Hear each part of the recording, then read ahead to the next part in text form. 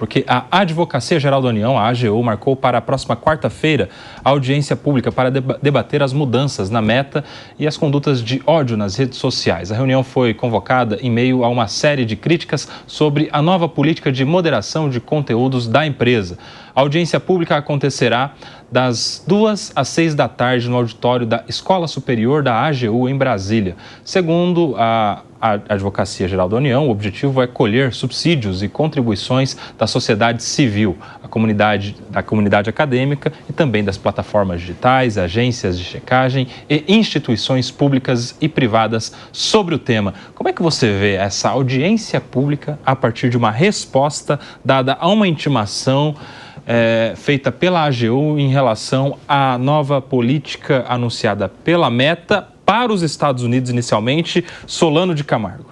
Pois é uma medida, acho que do ponto de vista deles se conhecerem mais, eu acho que essa é uma questão importante para a AGU. Eu não acho que seja assim, em princípio, uma perda de tempo. Acho que é importante, porque vamos pensar, ele fez um discurso voltado para os Estados Unidos, depois de uma pressão que o próprio Trump fez a respeito das políticas de moderação da própria Meta, e o que aconteceu é que o Mark Zuckerberg, na última terça-feira da semana retrasada, ele fez um balanço. Então, o que aconteceu? Em 2016, a gente teve nas eleições dos Estados Unidos mesmo muita alegação de fake news, de desinformação, de presença maciça de bots patrocinados por governos estrangeiros. Teve muita crítica. Depois de 2017, a gente teve uma grande crise internacional em Mianmar, com o deslocamento forçado de mais de 700 pessoas da minoria rohingya, minoria muçulmana, que baseado também em fake news divulgadas pelo Facebook. Depois, na época da pandemia, tivemos aí muita desinformação, questão antivacina. E o que acontece é que a Meta detém hoje 50% de toda a humanidade ali dentro de suas redes sociais. É o WhatsApp, é Facebook, é Instagram, é Threads. Então, toda essa pressão fez com que eles tivessem ali a experiência de contratar agências externas de checagem de conteúdo, os chamados checkers, e aí ele fez um balanço. E a conclusão que ele chegou, e essa foi a narrativa dele, é que isso acabou funcionando mais contra a liberdade de expressão, mais como uma política contrária aos posicionamentos de direita, e que, portanto, não deram certo. E que isso não significa de maneira nenhuma que vai acabar a moderação de conteúdo dos produtos da Meta. O que acontece é que ele tem esse controle interno, que ele falou que vai investir em inteligência artificial, em aprimoramento, mas que ele vai seguir a estratégia do X, a estratégia do Elon Musk, de que essa moderação seja feita por notas da comunidade. Então, que as pessoas possam se manifestar com relação ao conteúdo dentro da rede. Isso ele foi feito dentro do arcabouço jurídico dos Estados Unidos, que faz todo sentido, porque lá vige a primeira emenda à Constituição, que dá uma ampla liberdade de expressão para todo mundo que participa de redes sociais, assim como também tem lá a Lei da Decência das Comunicações, na seção 230, que dá uma imunidade jurídica para as plataformas. Aqui no Brasil é diferente, nós temos uma moderação prevista no Marco Civil da Internet, no artigo 19, que é feita pelo Judiciário, e uma série de situações que não acontecem aqui por conta, por exemplo, do Supremo ter decidido que a questão, por exemplo, de perseguição a certas minorias, como grupos vulneráveis, população LGBT, por exemplo, constitui crime de racismo. Então, assim, todas essas circunstâncias que nos Estados Unidos teriam uma possibilidade mais inflamada, aqui no Brasil nós temos um arcabouço regulatório muito suficiente, que tem dado certo há mais de 10 anos, com uma jurisprudência robusta. Então ele não falou aqui para o Brasil, tanto que aqui não vai ter mudança, que continua inclusive, a carta oficial enviada pela Meta diz isso, com os checadores externos funcionando muito bem. Então, num primeiro momento, me pareceu assim que a AGU teria se precipitado, mas agora com o anúncio de que a reunião é para obter subsídios, trazer aí o pessoal do meio acadêmico e tal, parece ser uma coisa muito boa, mas nós não podemos confundir, confundir um pouquinho as bolas, porque a gente não pode ser mais realista que o rei. Muito bem, eu já quero dar as boas-vindas para o Leandro Ferreira, que chega agora no Tá na Roda desse domingão, vai se somar ao nosso time aqui, e a gente já está comentando essa audiência pública anunciada pela AGU, Advocacia Geral da União, para debater, discutir as mudanças anunciadas pela Meta. Leandro Ferreira, como é que você vê? Bem-vindo, boa tarde. Boa tarde aos amigos do Tá na Roda, boa tarde à nossa audiência, é um prazer estar aqui nesse domingo com vocês. Prazer é todo nosso, Leandro. Eu queria ter chegado antes, mas passei ali para um aniversário de família, tinha que... Prioridades, né? Dar conta lá do recado também. E, bom, eu vejo que esse é um dos temas que esquenta toda vez né, o debate público brasileiro também, assim como nos Estados Unidos, né? O que a gente tem de ingrediente adicional é a declaração do Mark Zuckerberg tendo alterado a posição da empresa nos Estados Unidos, né? Eu acho que isso é algo que vai se desdobrar não só nessa audiência, mas ao longo dos próximos anos, né? A gente vê ao mesmo tempo a discussão do TikTok mudando de rumo, né? Então, eu acho que a gente tem que acompanhar com bastante tranquilidade, mas preservando, aí eu costumo dizer, né, que às vezes eu posso surpreender, Koba, mas a gente tem que preservar o direito à livre expressão das pessoas. Você está convertendo, Leandro, você está vindo muito aqui, está num processo de conversão. Eu só acho que a gente não tem que... Eu acho que alguns assuntos, mesmo acrescentando, por exemplo, aquele mecanismo de notas da comunidade, eles merecem ainda uma checagem sobre se a comunidade não teve um efeito manada, né, em torno de uma posição retrógrada ou às vezes até criminosa relacionada a fake news. Então, eu acho que uma combinação das duas coisas, ao meu ver, seria boa, né, até porque aliviaria, talvez, custos para a operação dessas empresas que estão, no fundo, é o que motiva essa revisão da política de empresas como a Meta. Ô Solano, o Leandro trouxe um ponto interessante, eu quero te fazer uma pergunta aqui.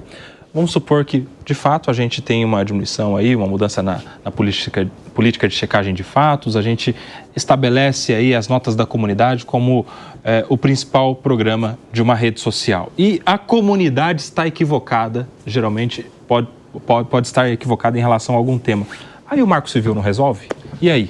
Não, resolve totalmente as próprias... Então, lembrando que a própria Meta, em todos os produtos, tem os seus termos gerais de uso. Então, não é tudo que precisa ser moderado pelas notas da comunidade. Então, por exemplo, eu não posso fazer uma postagem relativa à defesa de nazismo ou em prol da pedofilia, favorecimento ao suicídio, essas coisas, porque as próprias regras impedem isso automaticamente pelo próprio algoritmo de inteligência artificial das redes. Isso aí é removido. Eu posso até sofrer alguma sanção e ser suspenso de utilização das redes. O que acontece é que existe uma narrativa, que nós temos que entrar nisso, que são zonas cinzentas. Quando eu vejo uma postagem sobre, por exemplo, favorecimento ao suicídio, isso é claro como dia, como também está previsto no Marco Civil, questões de nudez, questão de atos sexuais. Agora, existem zonas cinzentas que às vezes nós temos dificuldade de saber se aquilo é uma desinformação organizada para atacar a democracia, fabricadas, por exemplo, por fazendas de trolls, aquelas coisas todas, ou se aquilo é uma opinião particular. É aquela questão do terraplanismo, né? Eu vou vetar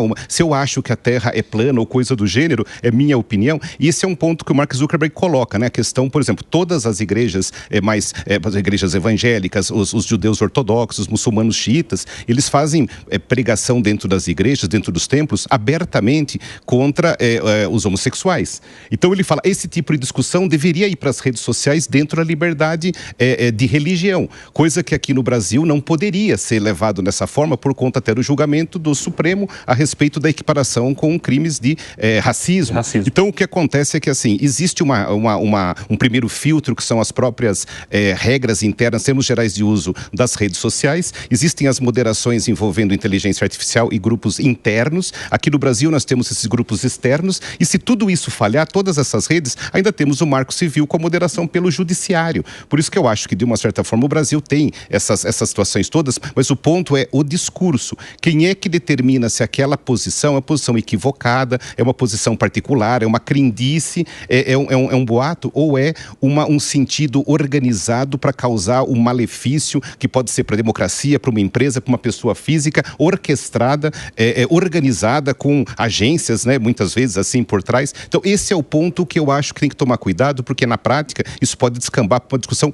política, no sentido de que, por exemplo, você tem um espectro às vezes da esquerda que tem muito menos facilidade ou mais dificuldade de usar as redes sociais do que a direita. E aí a gente tem a sentido assim, de quem está no governo de plantão decide o que aquilo de conteúdo pode ou não permanecer. Vimos essa semana aí, né, o exemplo lá do vídeo do Nicolas, enfim, esse é o ponto. Que para muitas pessoas aquilo é uma propagação de fake news, mas para outras pessoas aquilo é uma resposta até do Mark Zuckerberg, porque foi ele que fez o vídeo ser muito entregue, impulsionou sem transparência. Como é que você vê esse debate aí? Já vamos entrar nessa discussão para os colegas aqui falarem também. Fala lá, Solano. Não, assim, foi do ponto de vista de comunicação, né? Assim, eu acho que foi um grande 7-1, né? O fato de um menino, um jovem, né? 24 anos, acho 28 anos, jovem, num estúdio, né? Ele conseguir um engajamento de mais de 300 milhões de views, né? Muitos deles, assim, em pouquíssimo tempo, descambando, assim, desbancando os K-pops que durante o ano todo foram sempre os vídeos mais compartilhados no mundo. Ele conseguiu vencer. Então, isso é contra o maior anunciante do país, que é o governo federal, que é a SECOM, maior do que uma somatória de empresas que fazem anúncio no setor privado. Então, o que mostra? Que a comunicação, ela mostrou primeiro assim, uma capacidade gigantesca de passar uma informação. E aqui é importante, acho que para o nosso telespectador levar em conta o seguinte: eu estava comentando que desde 2016, a Meta, como outras redes sociais, apanharam bastante por conta da moderação de conteúdo. A direita sofreu muito mais por conta disso, mas a gente percebe que houve um aperfeiçoamento. Então, você vê, por exemplo, que o Nicolas falou que não tinha um fundamento técnico nenhum. Ele não falou assim, vai ter uma taxação no Pix, mas ele sugeriu. E isso mostra uma sofisticação do discurso, da comunicação. Aliás, textualmente foi expressamente não vai ter, contrário.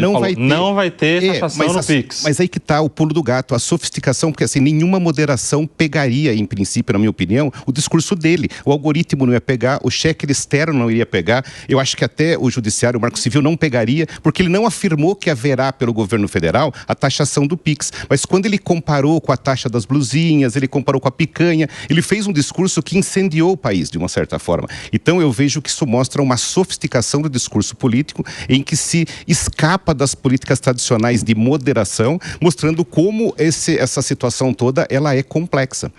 Ô, Thiago Pierre, você que trabalha aí com campanhas políticas e com redes sociais, qual a sua análise sobre isso? Não, primeiro, eu acho que é um retrocesso essa política do Mark Zuckerberg de retirar a checagem. A gente pensar um pouco de como trabalha com política, depois a gente entrar um pouco de como, na minha visão, de como aconteceu essa questão do Pix, né?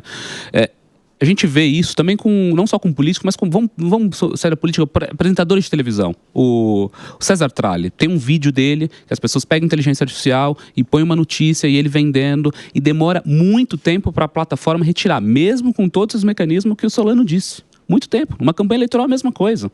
Então, assim, a gente fica dependente de uma big tech, de uma empresa que não tem sede muitas vezes no país, para tirar. Demora muito tempo e depois disso o estrago está feito. Na política acontece isso.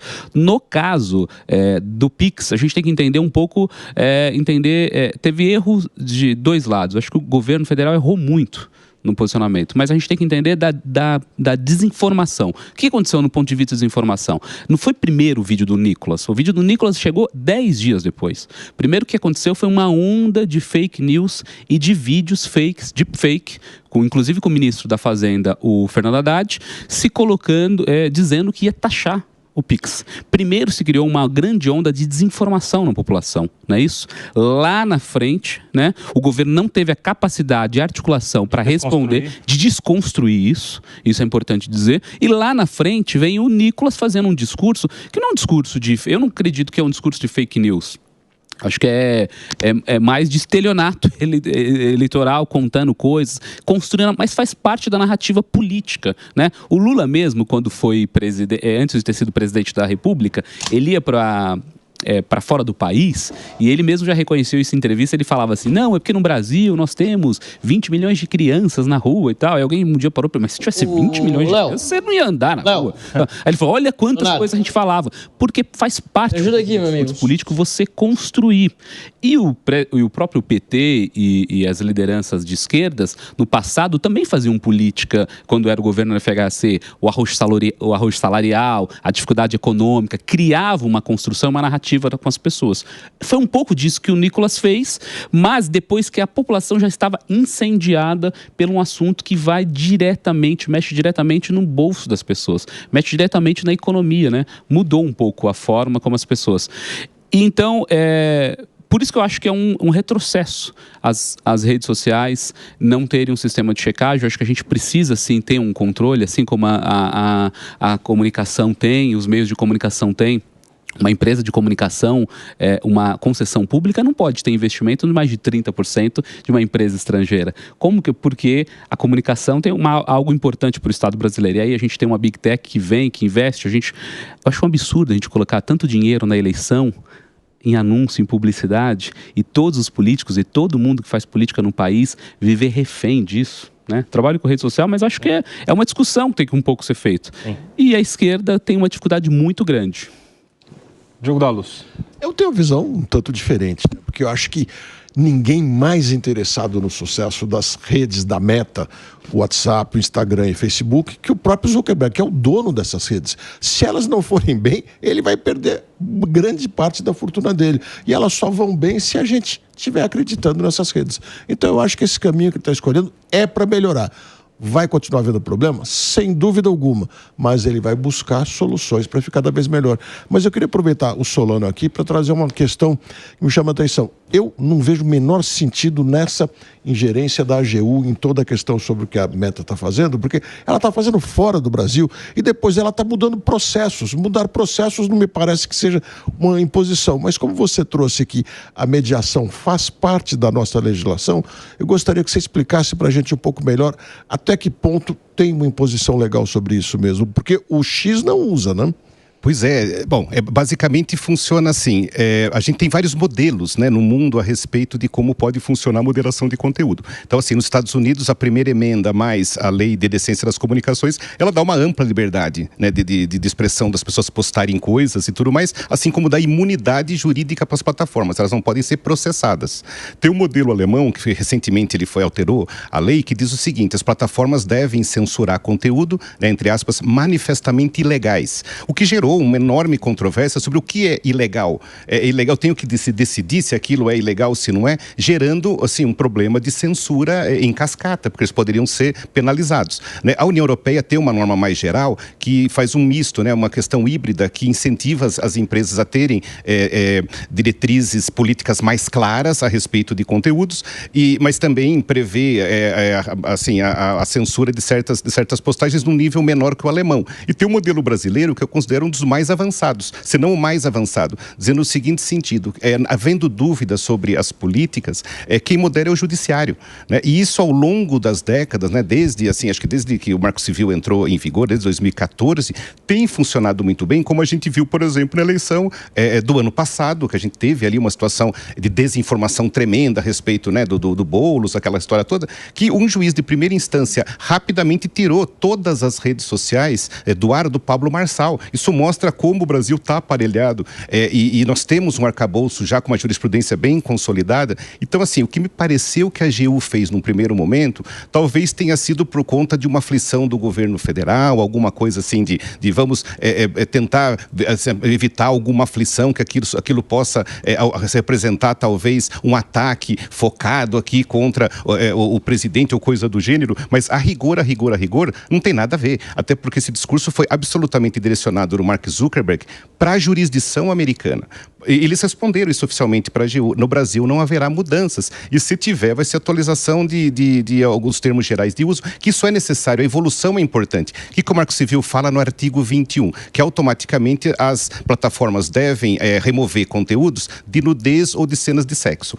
Ok, porque é claro, como dia, não preciso de ordem judicial. Mas hoje, certas situações, elas poderiam estar ali previstas no artigo 21, como, por exemplo, discursos de ódio que são feitas contra minorias, contra a mulher, contra, enfim, religião. Ou situações, como eu falei, de favorecimento que incentiva mutilação e suicídio. Então, são situações que eu poderia aperfeiçoar a lei para tornar essa mediação sem necessidade de passar pelo judiciário. O grande ponto aqui, que eu vejo que é o grande problema, é o discurso que está na zona cinzenta.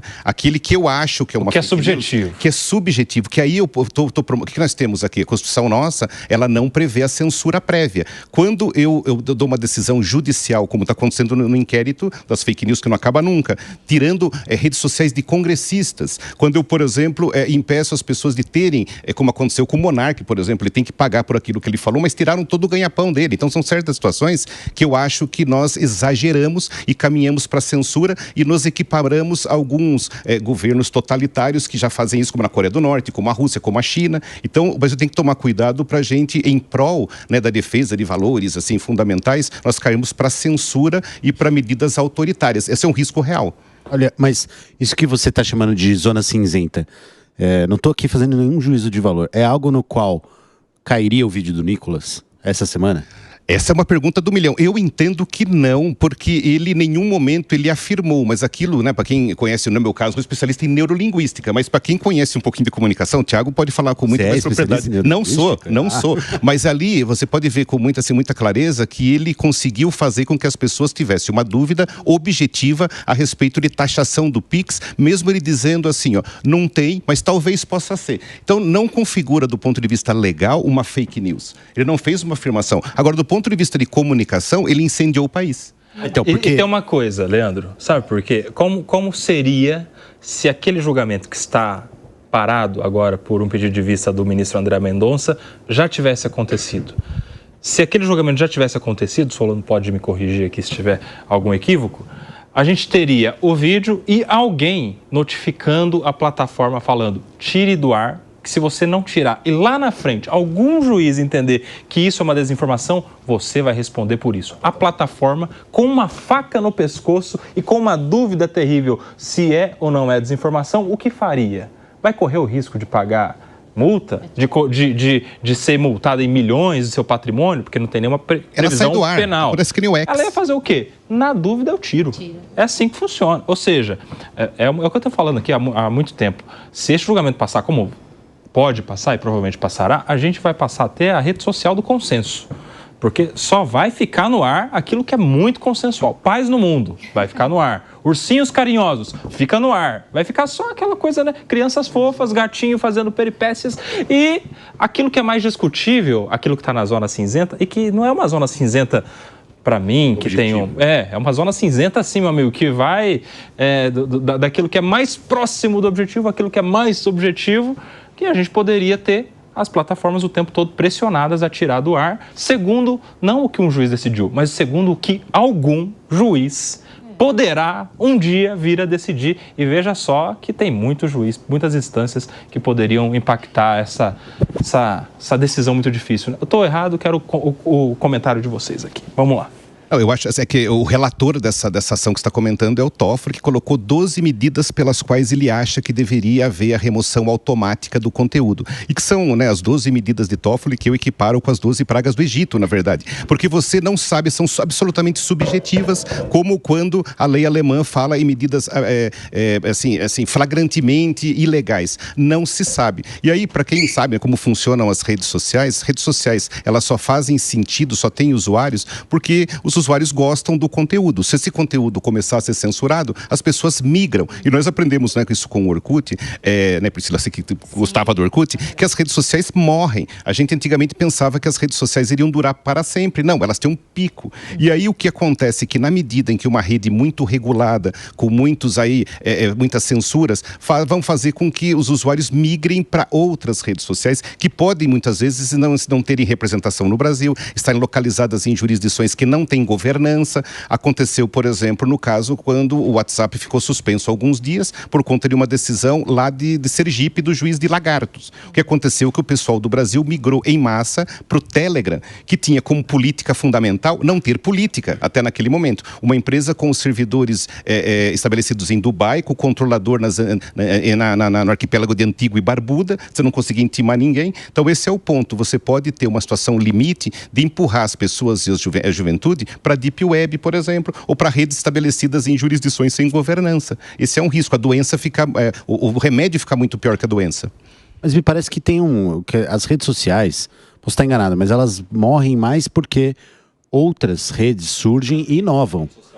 Porque coloca joguinho de fazendinha no meio do nada. Isso aí derruba uma rede social. Não, com certeza. Não é verdade? Tem muito, né? Impressionante. É impressionante. Mas eu vejo que assim, por que o Orkut morreu? Porque existia uma inovação mais interessante, que era o Facebook. Então eu estou aqui apostando numa solução, numa morte mais causada por uma inovação de mercado, um novo produto, do que propriamente por uma regulação que apertou aqui ou ali, né? Eu acho que, pelo contrário, se surge uma inovação e que as pessoas estão se movendo em direção a ela, aí sim a gente tem que olhar para regular no sentido de não deixar que ela descambe para um ambiente que favorece crimes, né? E eu acho que algumas coisas, por exemplo, tem até a ver com a tirada das redes do ar do Pablo Marçal no ano passado, são em torno de inovação de produtos que, tinha como, por exemplo, lá aquela rede Discord, que era um call for action, né? Um chamado para ação das pessoas que estavam naquele ambiente que até então nenhuma outra candidatura na política conhecia, né? Então eu acho que existe mais uma inovação em função, uma morte de redes sociais em função de inovação do que de regulação pesada que se aplique. Ô Leandro, só para complementar, eu concordo até em parte, porque quando o Solano estava falando que as pessoas são informadas, que é só os Estados Unidos, que essa determinação do Mark Zuckerberg era só para os Estados Unidos, eu vi um grande, não vou citar nomes, enfim, um grande doutrinador da área do direito penal se despedindo das plataformas. Brasileiro? Brasileiro, tá? E isso está colocado lá. Ele falou assim, olha, já que vai ser assim, nós vamos ser, né, de alguma forma jogados ao relento, estou me despedindo da rede social, né, Facebook, e como que a falta de verdade, uma pessoa super importante na área do direito penal, né, se despedindo da plataforma, porque interpretou erroneamente uma diretriz onde ele coloca no vídeo, e outra aqui, né, o Solano colocou que isso é uma diretriz que vai ser feita para poder colocar em conjunto ao que o Trump já coloca, que é a liberdade de expressão. Em momento algum ele falou o Brasil, muito embora a gente tenha essa audiência, vai discutir as questões de ódio, né, questão ligada à sexualidade, crimes sexuais, enfim, como que pode a desinformação pulverizar, né, decisões tão importantes também, que é deixar. Então, eu acho que realmente quando você tem uma outra rede social, as pessoas migram para ela por curiosidade, porque gostam, enfim, mas muito também eu tô percebendo a falta de informação das pessoas em criticar a qualquer modo decisões que nem se estendem ao Brasil, muito embora poderiam se estender conforme o Solano está falando, né? Então, é muito preocupante como que as pessoas interpretam. Isso também vale para o vídeo do... Como que ele chama? Do Nicolas, né? Por quê? Porque é como ele interpretou, como alguém vai falar, como eu entendi, como você pensa. E aí, ó, tem o que eu falei, não tem assim uma dinâmica? O que eu falei, o que você entendeu, o que foi dito, e aí cria uma quarta corrente. E ainda tem a verdade. E até a verdade... Que é outra coisa. Que, na verdade, nem tem a verdade. Porque tem a verdade sobre a minha ótica. É filosofia, né? Mas só para deixar claro aqui que a gente tem várias vertentes que as pessoas deixam as redes sociais, e em razão disso que a gente está discutindo hoje, eu vi pessoas saindo, falando, quem tem meu telefone que me encontre por uma coisa que nem é pra gente. Então, bem preocupante, a gente tem cenários bem aqui aterrorizantes nos próximos capítulos, Koba. Muito bem.